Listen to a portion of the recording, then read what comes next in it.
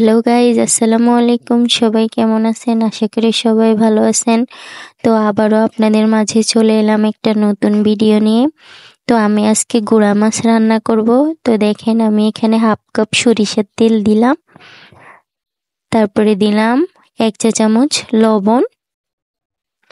তো দেখেন, আমি দিয়ে দিলাম আদার গুঁড়া।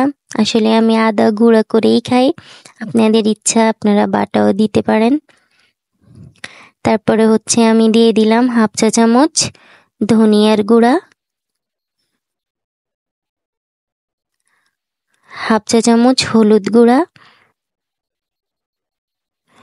হাফ চা চামচ মাছের মশলা। তো আমি দিয়ে দিলাম হাফ চা চামচ হলুদ গুঁড়া। তারপরে দিয়ে দিব হাফ চা চামচ দারচিনির গুঁড়া। তো আমি দিয়ে দিলাম 1 চা চামচ মরিচের গুঁড়া।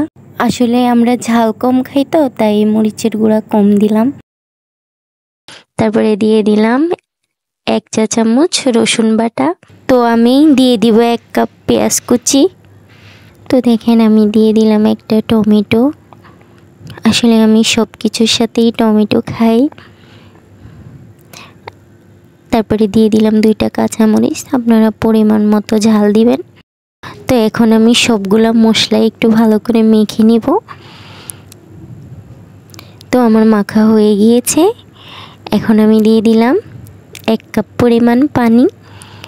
তো এখন আমি চলে যাব আমার রান্নার প্রসেসে। তো দেখেন, আমার মাছটা একটু বলক এসে গেছে, মাছটা প্রায় হয়ে গিয়েছে। তো এখন আমি দিয়ে দিলাম একটুখানি ধনিয়া পাতা। তো আজকের মতো এতটুকুই। সবাই ভালো থাকবেন, সুস্থ থাকবেন, আমার জন্য দোয়া করবেন। সবাই আমার পেজটা ফলো করবেন, লাইক এন্ড শেয়ার করে দিবেন। দেখা হবে আবারও কোনো নতুন ভিডিওতে। আল্লাহ হাফেজ।